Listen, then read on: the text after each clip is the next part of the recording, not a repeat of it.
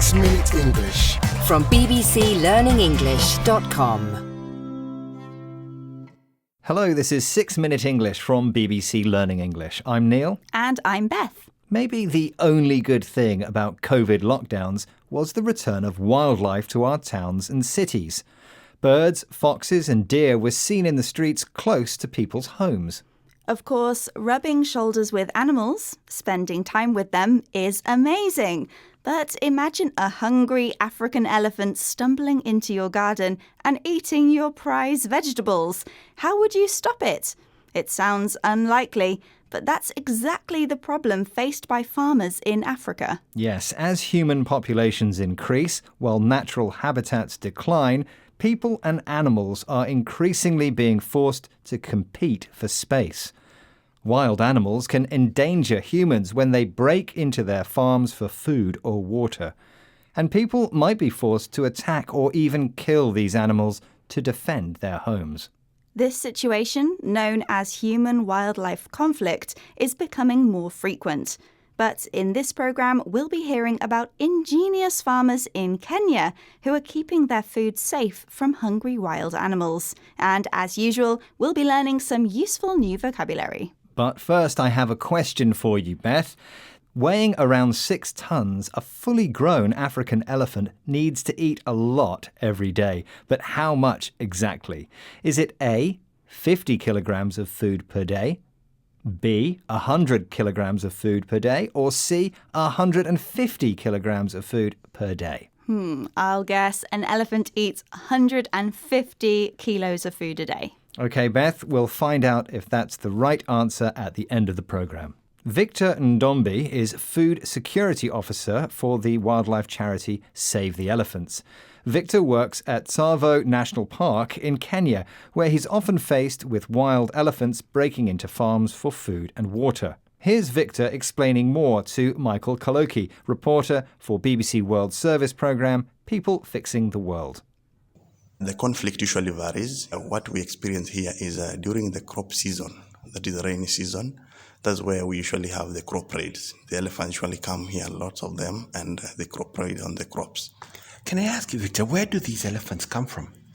So they come from those private ranches, national parks, and they come to this community. They are looking for where there is green pastures. So they come to this community where we have these nutritious foods. You know, elephants love maize, beans, and that is the crop that farmers here usually farm. So they come and eat those crops here, and also looking for water.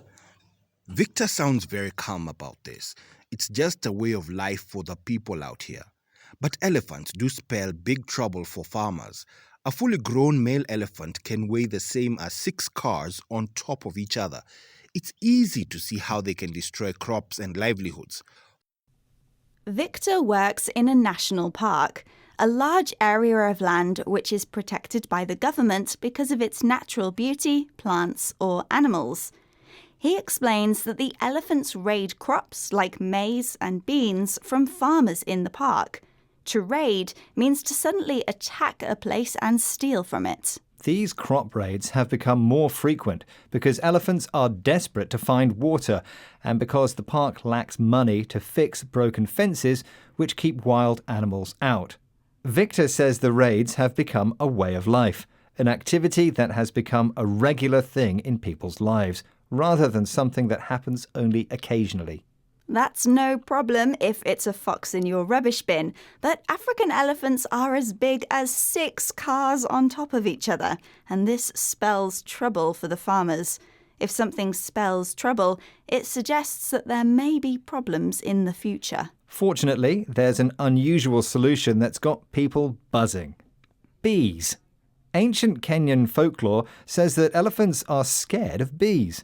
That's right, elephants, the world's biggest land mammal, are scared of an insect the size of your thumbnail.